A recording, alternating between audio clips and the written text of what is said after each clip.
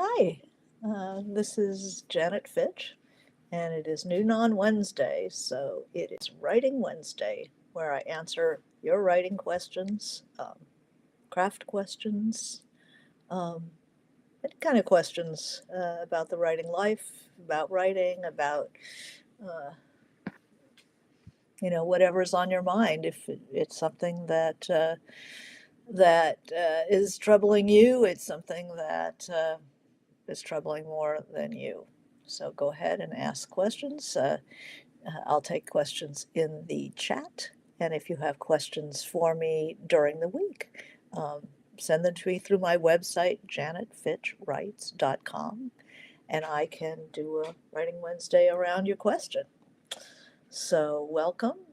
We're towards the end of summer here, and I hope that you've been able to get some work done. If you're on vacation, take notes. And so we have questions from the interwebs. Today we've got several questions, but the one I like the best, which is, of course, the one I think most people have this question, is how do experienced writers decide what parts of their world building and lore should actually appear in the story versus what stays behind the scenes? So, this is a question that, hey, Pozena, this is a question that can be thought of as world building, especially people who are working in fantasy, science fiction, uh, creating wholesale, people who are writing in genre in general, but especially imaginary worlds. Hi, Amy. Hi, Sarah. Um, it's how much to include, when you're doing historical, how much to include. Um, and it's an interesting, especially interesting in science fiction, which is world building, soup to nuts mostly. And you do want your reader does want to be immersed in your world and understand um, the nuances of the world you've built. It is a character. I I have, every writer deals with this. When you're writing historical, how much of the history, how much of the culture, how much of the social mores, the lore, as this one was talking about, do you include? All right, so I have a range of thoughts on this. Um, I think science fiction, especially, but historical as well. People they do want to experience that world. They do want to experience the lore of that culture. However, you only get as much as your story will hold before the reader goes, there's nothing happening here, and away they go. I have certainly had the experience of reading, maybe some people really like this book, but I did not. Um, it was, oh, now it's crossed my mind. It's a book set in Manhattan in the 19th century. Um, is it Lighthouser book, about New York in the maybe the turn of the century? I'll look it up while we talk. And it was like he was licking the scenery. And to my mind, I always think, what would a character in that world, um, uh, what would a character in that world think about? What would they notice and what would they skip? So there's scenery licking, and than larger historical moments that need to be explained. If you're dealing with, say, an historical moment, if you read Wolf Hall, any kind of historical, you're going to need the context, enough context to understand what's going on in the scene. But just because you know how the phones work doesn't mean you have to explain how the phones work. Just because you did the research, or in science fiction, because you can, because you've gone to all this work to create that world. I want to remind you that it's the story that is taking place inside that world that we're interested in. So this is a foreground background question. Um, how do experienced writers decide what parts of their world building and lore should actually appear in the story, and what is something that the writer needs to know to move around inside that world? Um, I think that you have to figure out what is there just for you to lick it, you know, and then what is important to the story. You can have them get into their vehicle in 100 years from now. They can get into that vehicle and drive off without too much technical explanation. So putting the vehicle that maybe runs on magnets or whatever it does, um, you can talk about the soft purr of its magnetic engine, but if you get too into the weeds on it, you're going to be licking the scenery. The reader is not going to be able to follow. It will stop your story. So it's a foreground background thing. The story of the story, what's going on with the people, is the foreground. And the all that world building and lore and stuff it's the background, it's the wallpaper, and when you bring it too far forward, you lose the momentum of your story. Hi, Wendy. Hi, GB. Good to see you. um, I'm trying to remember the name of this. Anybody remember the name of this? It's not a doctoro, but it was a very popular novel about Manhattan in I think it was the 19th century. Um, Now I can picture it now. It'll come to me eventually. Manhattan history.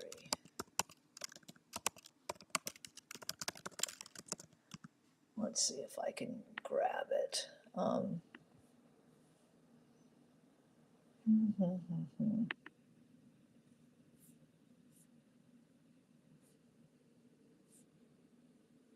Yeah, we have this wonderful thing. I mean, good novelists bring it alive, like Doctorow, bring it alive, their place, their world, um, historical or whatever. They bring it forward without losing the sense that this is real, that people don't spend that much time figuring out um, how the telephone worked. The author has to know. This is the question. Experienced writers. The author has to know. You have to know how the phone worked.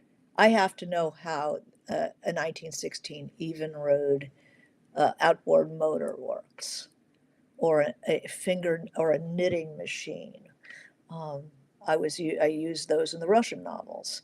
Um, I had to know how they worked, but I had to cull a lot of it out of the scenes that I was working in, because it just doesn't, one doesn't, if you go to work, you don't sit there and explain how your knitting machine works. You just use it, you knit, you fumble, maybe you miss a pin, and then you have to go back and rip it out again. So then we know it's pins and it's cylindrical, and some basic facts about it. But when you start licking the scenery, you're flipping your foreground and your background. Your story doesn't exist so that you can extol you know some bit of lore. Um, Although a good story, if it's something that your character is thinking about, so how to work in lore, say, um, you have to let it come out of the story.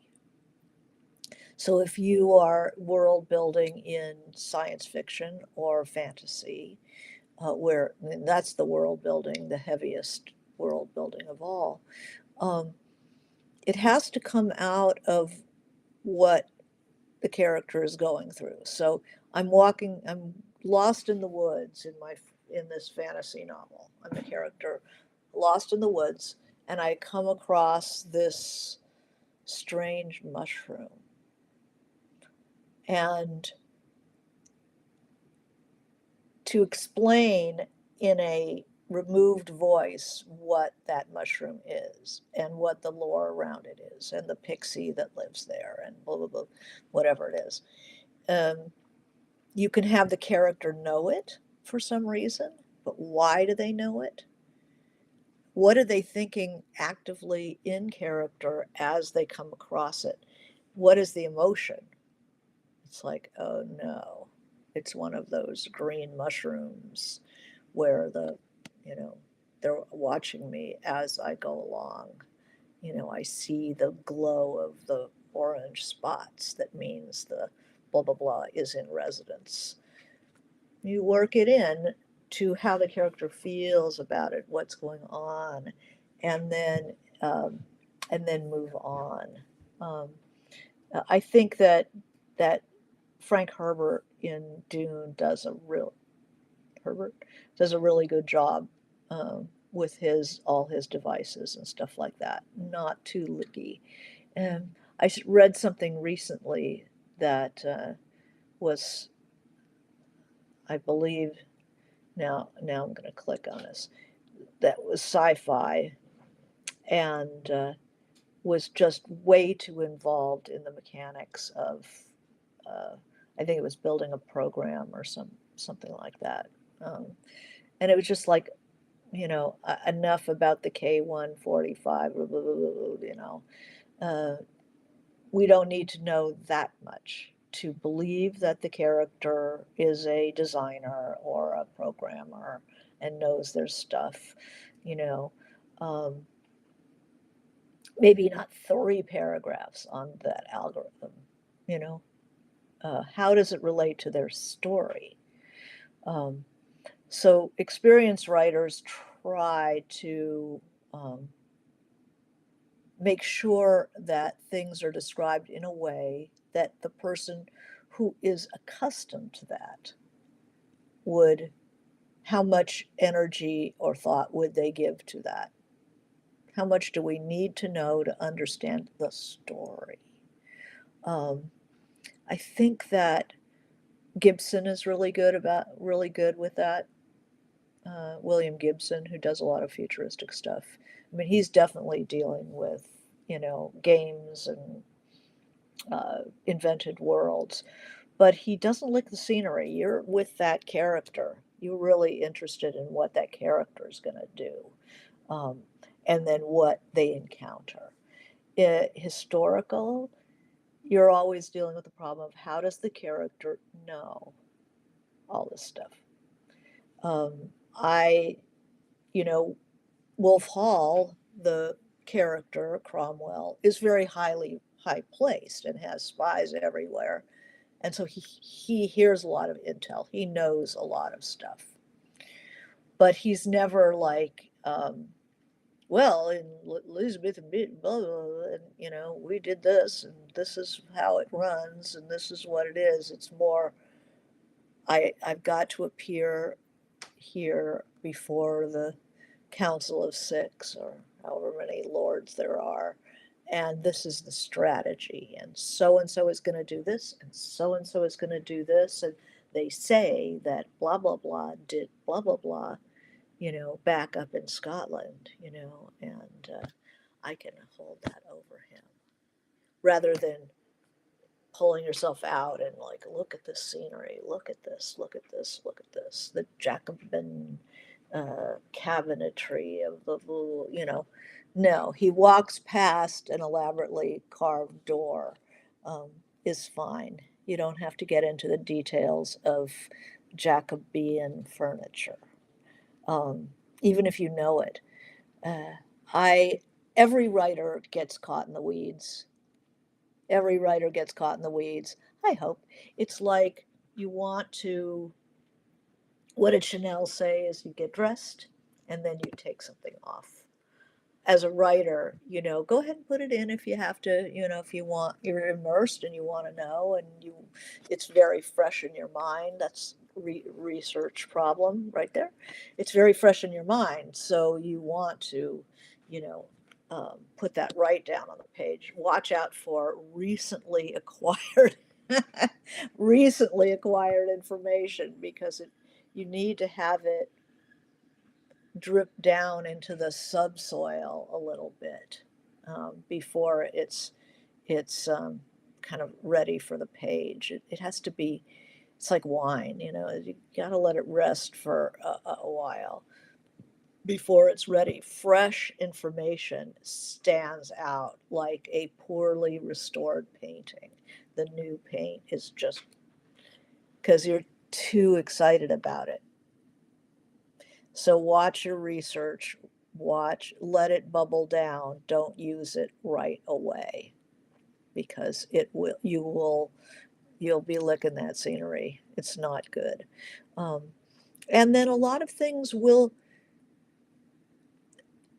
this sounds superstitious. I don't think it's mystical or magical, but I think that if you know things, but you don't put them on the page, the flavor of the authority with which you're dealing with the situation, that flavor will come through and affect the book, even if the details of the Jacobean furniture, you're not going to include them.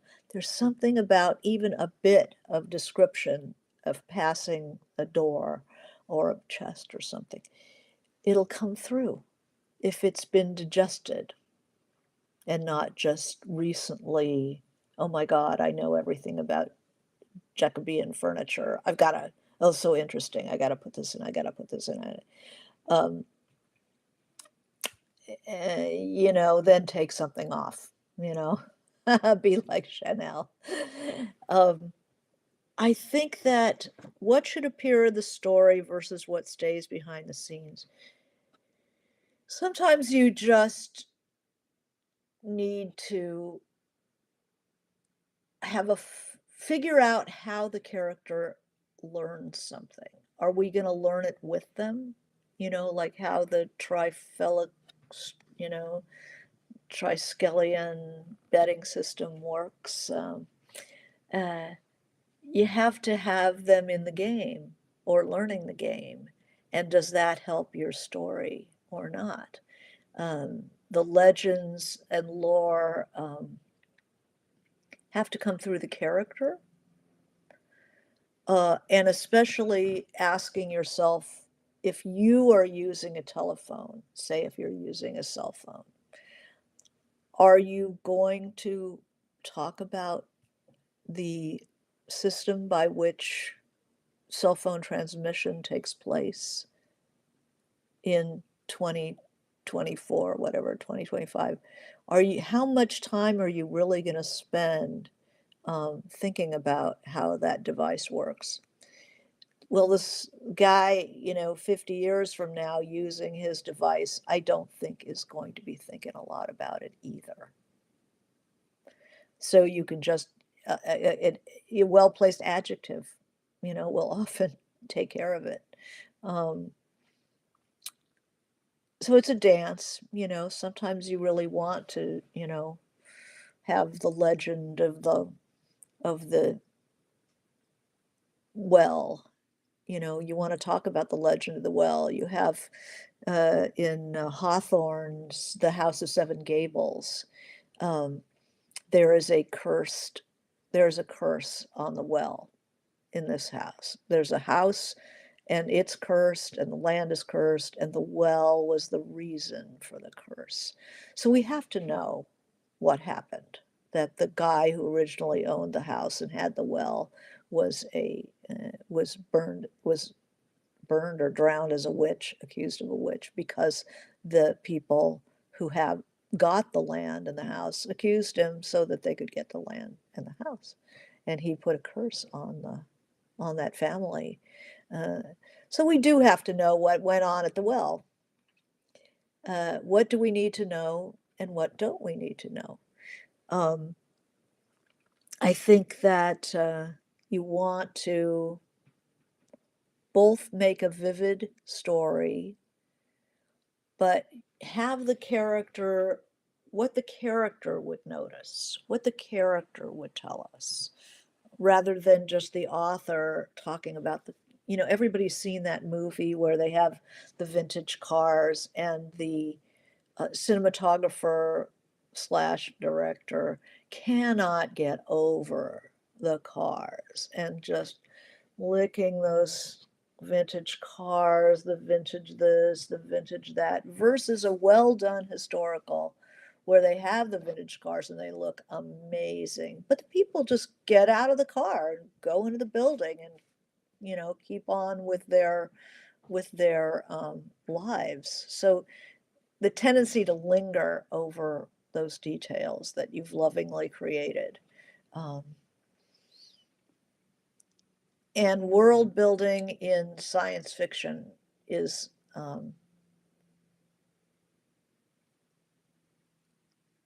it's think about how the character sees that, so keep the character front and center and you'll do a lot better with that. So anybody writing science fiction or doing world building, anybody has questions about this? I'm having, I have questions about it not questions, but overloading it in what I'm currently writing. I'm writing about a city I know very well. And somebody said, Janet, it's like going to early on, I mean, I've cut a lot of it, but somebody said, Janet, it's like going back to my boyfriend, to a boyfriend's hometown. And every time we go anywhere, he's pointing out, oh, this is where Johnny, pushed so and so down the hill in the shopping cart, and Johnny broke his leg. And everything on that ride will trigger a memory. And just because you know it doesn't mean it belongs in a story. It's like, what's the most important thing? So if the guy has 6 stories that he's going past as he's driving down the street in his little small town with his big city girlfriend, um, he should pick one of those stories, or the writer should pick one of those stories that actually affected this guy and gives her a different sense of him than it had before. Does the world, that piece of lore, tell us more, something we didn't know about the character or about this story that we're reading? Um, there's a wonderful book called Laurus, Laurus, set in medieval Russia by a guy named Volodoskin, um, that he's got to create the world of a 15th century holy fool in Russia in the Middle Ages, in the Russian medieval period, and imbue it with the quality of the character. So it's not just we're seeing snow. We're seeing that snow through somebody's eyes, and then what's under the snow is more interesting than the snow itself. Um, but so you both have to bring the world to life, but it has to be, you're bringing it to life. You're not just panning and scanning, and this, and this is looks like this, and but it reminds somebody of something, and it comes out of the plot. Um, it's a, and it, you can have this problem in non-sci-fi, non-historical work, non-fantasy work, where I love a good description, but you have to keep it in check because it can stop the momentum of your scene. You need it, just like you need all the flavors in soup, but you don't, if you put too much garlic in it, you're not going to be able to taste anything else. So, which parts of world building and lore should actually appear?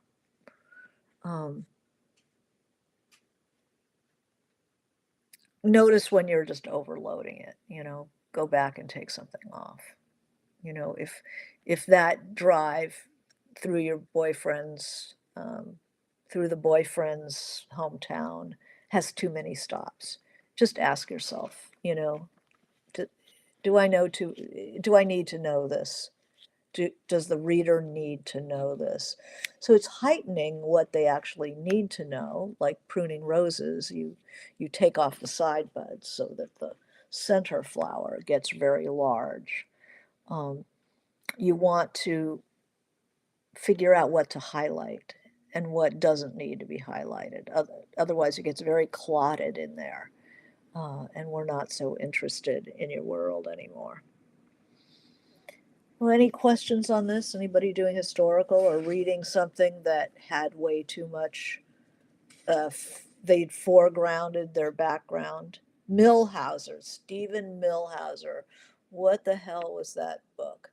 Okay, now I remember it. Stephen Millhauser. And the book was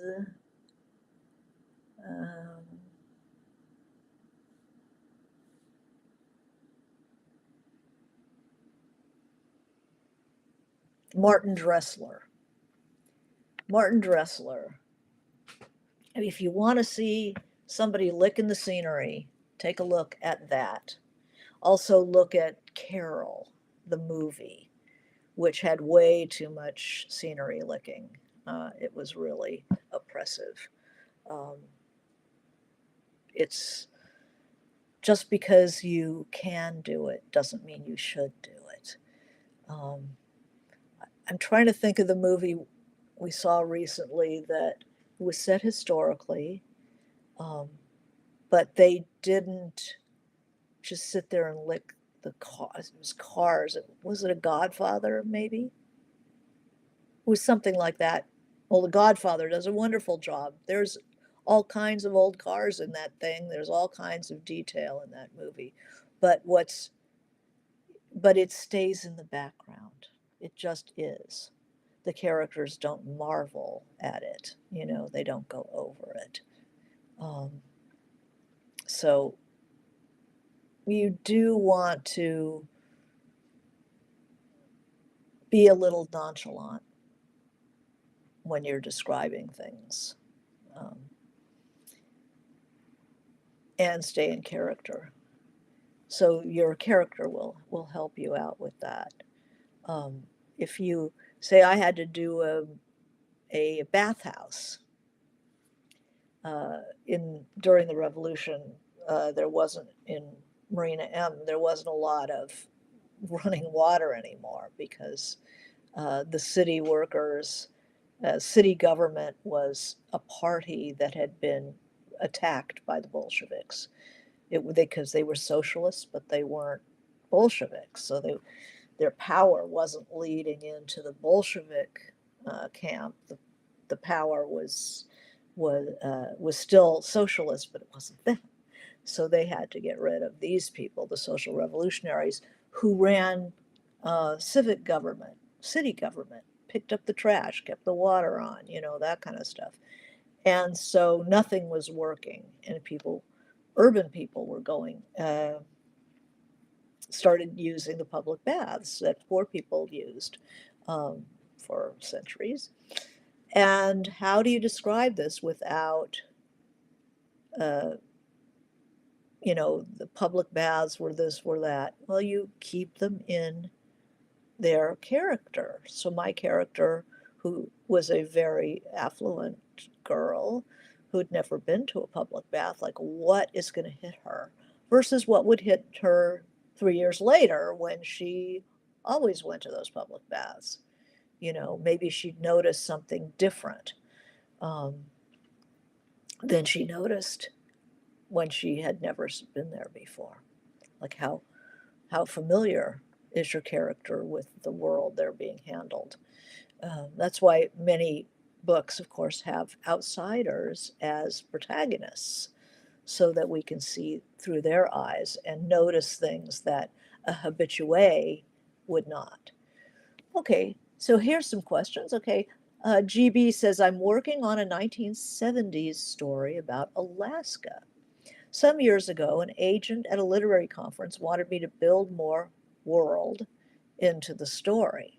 Okay, so they're noticing an absence. It's a world we don't know much about, and you cannot assume as much. So this is adding world. So what would your character, if your character is going to a meeting, say, in January in Anchorage, what's that weather? Doing the weather is really important.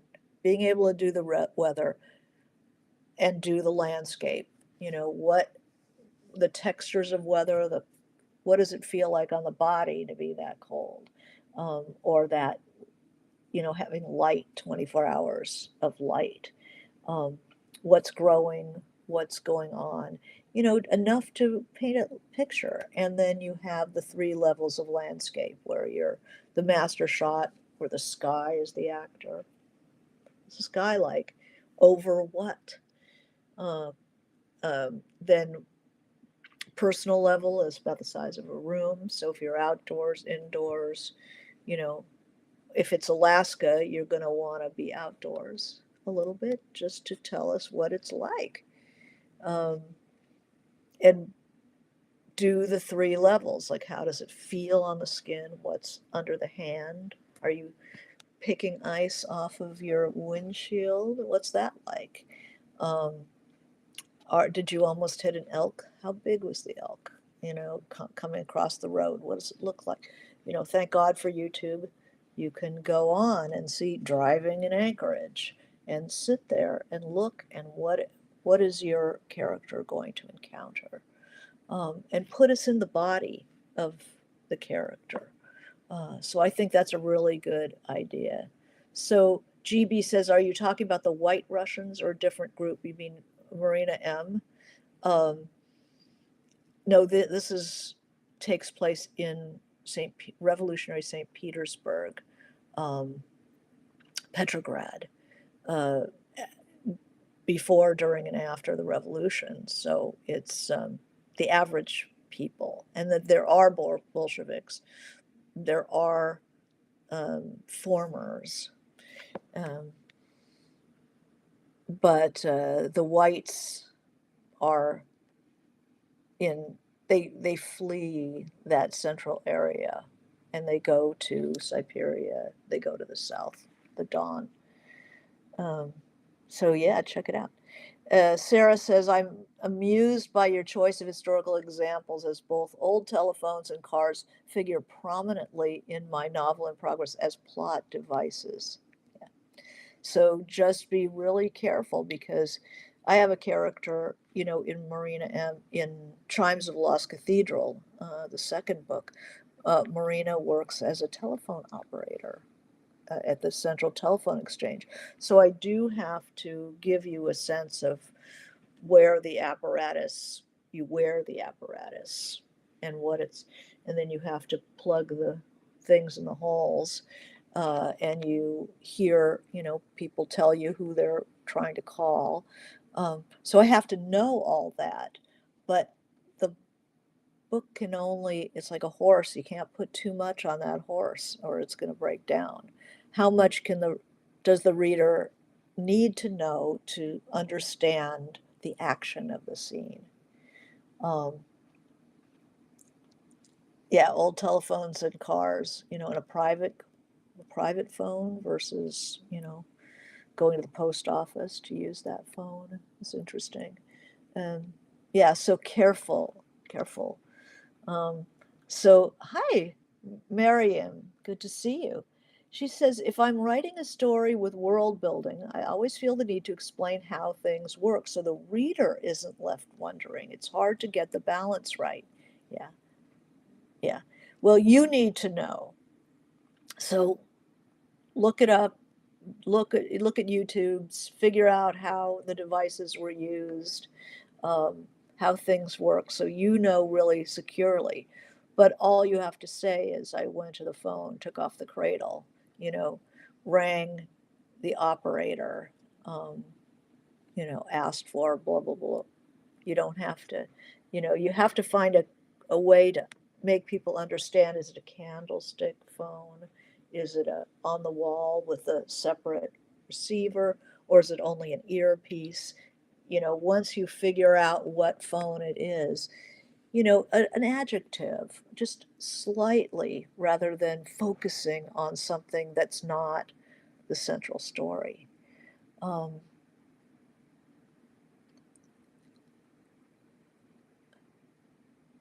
let's see.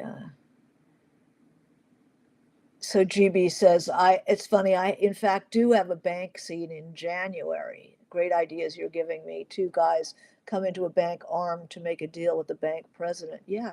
So you come in, and how deep is that snow? I mean, you have to get it off, brush it off of you. Or is it just freaking cold and not snowing?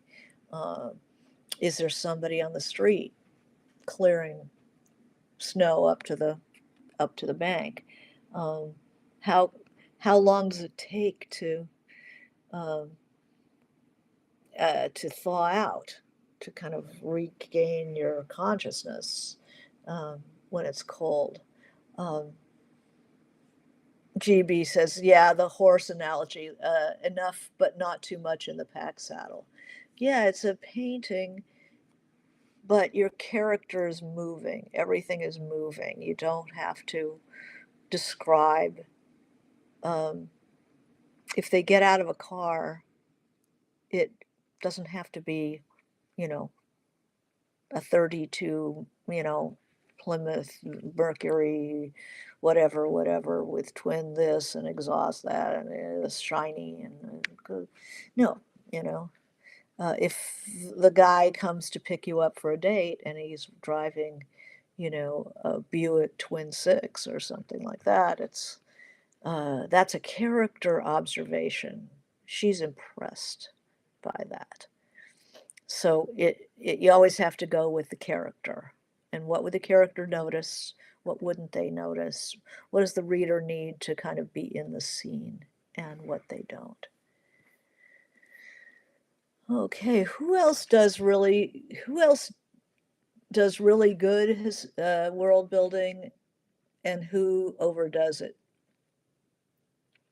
I've been reading a lot of stuff that especially the sci-fi, of people who are more impressed by the gadgets than by their characters, by the story. Um, and that's a matter of taste, right? What I might think is too much attention to the program that's running.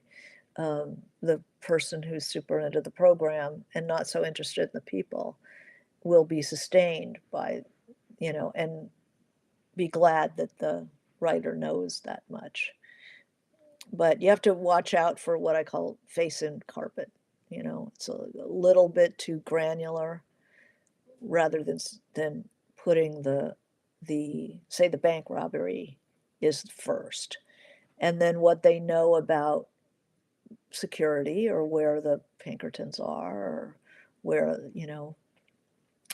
if it's I have a protest, more than one protest in the revolution of Marina M, as you can imagine, massive demonstrations, and brutal. I use wall newspapers. People didn't have newspapers, like buying a newspaper. Um, they gathered around a newspaper that was on the wall, and they're not quite unbiased. They were put up by the Bolsheviks.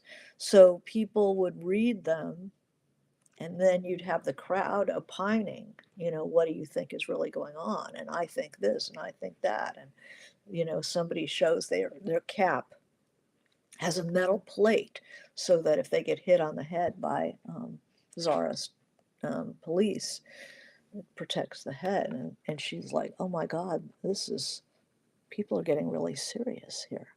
Like, she hadn't really realized how serious it was getting until that guy had that plate in his cap. So GB says Tolkien seems to have had the world building down enough, but not too much. Yeah, he did a complete world. But, sometimes one sentence is good, but a whole paragraph is too much. That's where you start licking the scenery. You need to know what's happening. You need to know what, what that device, or that, how that door worked, but you don't need a paragraph about it. What about Moby Dick? There's a perfect example. Moby Dick, it's a world we don't know anything about, whaling. I didn't know anything about it, and I think a lot of people reading Moby Dick had no idea about it. The detail is part of the character, the texture of that life. There is a chapter that's just whaling paraphernalia, and many people skip it. But it's such a great, the language is so amazing, very biblical, that I heard it on audio. And it was the only time I was actually able to get through Moby Dick, was listening to it, because the language is just so exquisite. And I found I was actually interested in all the, the parts, the objects used in whaling. So it's a very tactile kind of thing. It was done well. I'm sure that today, very few publishers would allow that much description of objects. As Moby Dick, I don't think that would be a book. I think that would be a book that would have a very hard time finding publication in our time. But very vivid. I'm trying to think of people who just overdo it, though, where I've put it, well, they don't come to mind so much because I've put them down and not picked them up again. It's like, I don't need to know that much about that.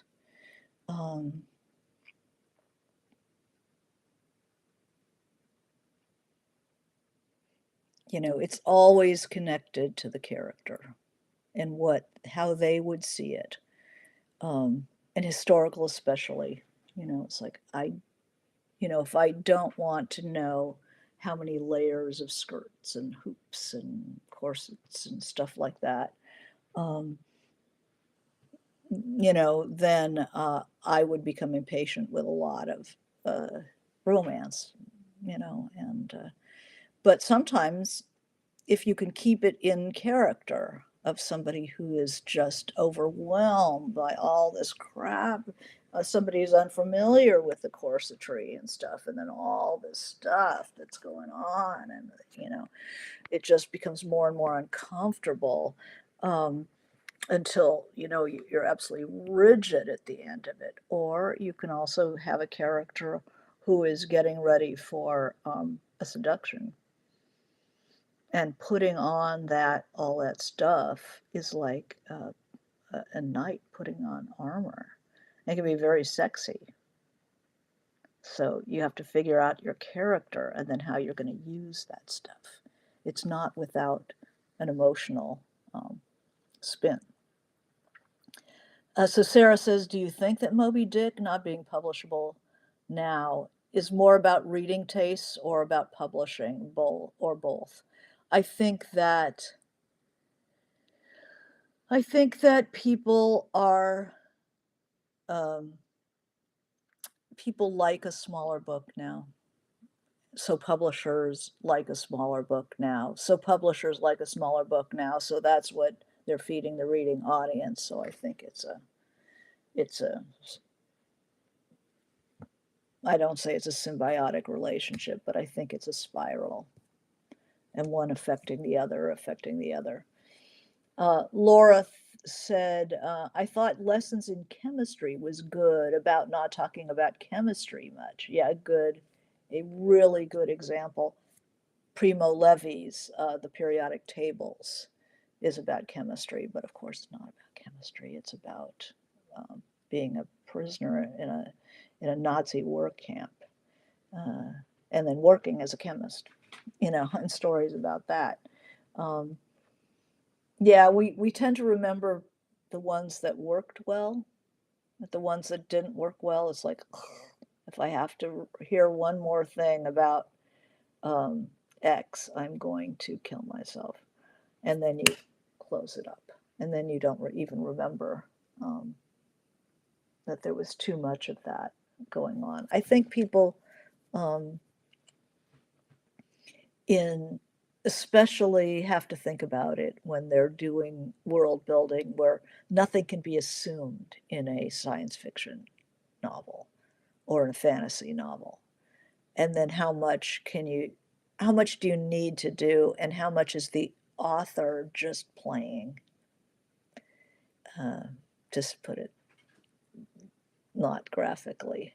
How much is the author just playing with themselves? I mean, it's fun to invent, but it's for a purpose. And the purpose has to be the major thing. Yeah, so Dune, I think, did a really good job with it. All right, well, thank you very much for coming to Writing Wednesday, and please feel free to send me any questions you have through my website. I'm happy to hear from you, janetfitchwrites.com, and wishing you good world building, and we'll see you next time. Okay.